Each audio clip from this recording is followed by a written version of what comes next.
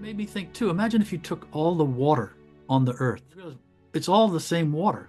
Yeah. We just, in the mind breaks it apart into pieces, but it's all the same water. Suppose you took all that water and you poured all that water into jars, and each jar is a different shape, a different color. Some are glass jars, some are metal jars, some are clay jars. And now you started thinking about all of these jars in terms of identity.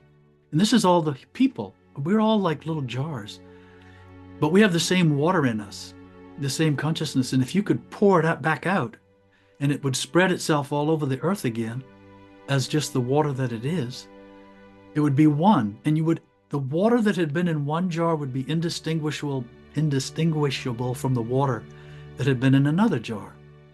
But it's possible to understand this for oneself in a moment of pure consciousness. And in fact, there's more to it than the mind can convey through analogy. There's more to this very powerful realization, is that consciousness has to be contained. The water has to be put into the bottle in order to realize itself. It's almost as though you have to package it in a small enough quantity that it can realize itself. Now it can realize its connection to an even larger body of water, or to a larger consciousness, a larger expanse of consciousness. But that's what the human being is. It's a special kind of container. It's like a special kind of bottle or special kind of jar. And animals are not like, they are not of such a design, nor are plants, nor are minerals, as far as we know. That the human being is especially designed, which is remarkable when you think about it, to make this potential realizable, for consciousness to realize itself inside the bottle, inside the container, inside the temple, as the religions have often put it. And this awareness can know itself in us. It can know itself, and inside this container, inside this temple. This is what it's all about. This is what all these teachings in history, sometimes we give so much credence, we want to bow down to the ancients. We revere Christ and Lao Tzu and Ramana Maharshi, and the list goes on, and we think, oh, they're so great, we are nothing compared to them, and we want to kneel and kiss and all these things. And the truth is, they were experiencing exactly the same thing and discovering exactly the same thing. And they came to understand it at such a deep level. And they had the wherewithal, the courage, the integrity, whatever else you want to call it, to try to speak about this and point to this. And it's exactly the same. This whole process of awakening of spirituality, of consciousness, and all the things we've been talking about via analogy, this hasn't changed. It's exactly the same. It reminds me of a quote from, the line is, "Beginningless time and this present moment are the same."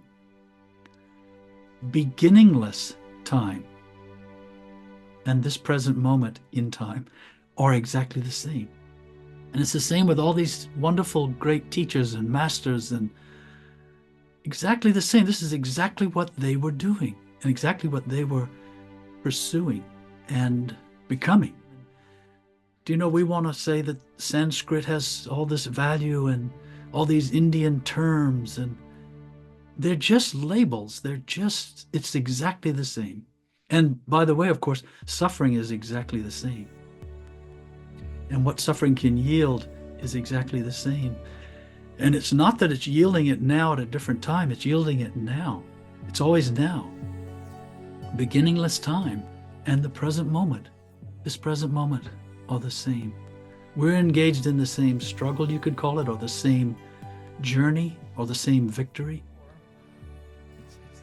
In some teachings, they say that to be in the presence of a truly liberated master is the highest blessings one can have, the highest help on the path.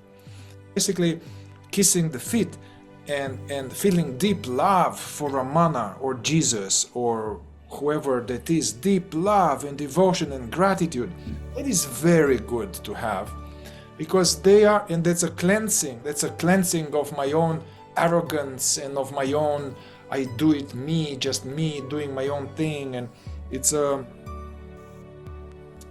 because they are it's hard to, I mean, I don't know, for many people to connect, have this so-called conscious contact with God as the infinite field. It's too abstract, and also it's too much distortion into the word God.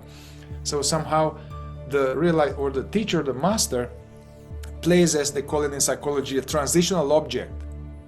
It appears as God somehow. It's more like a clear form of God, and somehow it's easier to love. Basically, it's easier, the love and devotion towards that, and assuming also that is an integrous, realized teacher. Yeah. Also, you could say it appears as a bottle.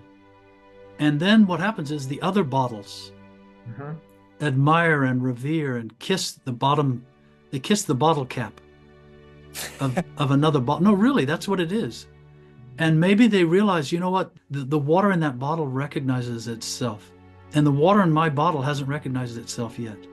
And therefore I'm devout. And I honor and I admire and I want to learn from and I want to follow. But when the water in the other bottle realizes itself, it understands that the other bottle, called the guru or the teacher, is not the thing itself. It's about the water in both bottles, and the water in both bottles is about the ocean. And that's where the reverie, not the reverie, actually that's where the reverie begins. The revering ends. Because you see that to praise a bottle is just, it's not, no, there's something else here now going on. I mean, one can have known that, hey, I and the realized master are the same. I mean, that's a wise understanding, and I'm not revering the body or this woman or this man. But from my experience, recent experience, that kissing of the cap, or the kissing and the bowing, it's actually, there is gratitude and love. The one bottle having a deep appreciation for the other bottle, that's very valuable and rich and wonderful. Our mind doesn't understand what it means for the water in both bottles to quote unquote love one another, because they are now one. And that's what I meant when I said, by accident, I said it reverie, but that's actually it. The reverie, the celebration of this recognition of one. And now that surpasses human emotion. That's no longer human emotion. That's no longer what we call human love or human devotion or human respect, admiration, trust, none of that. It's now something even more pure, more rarefied than that. And deeper.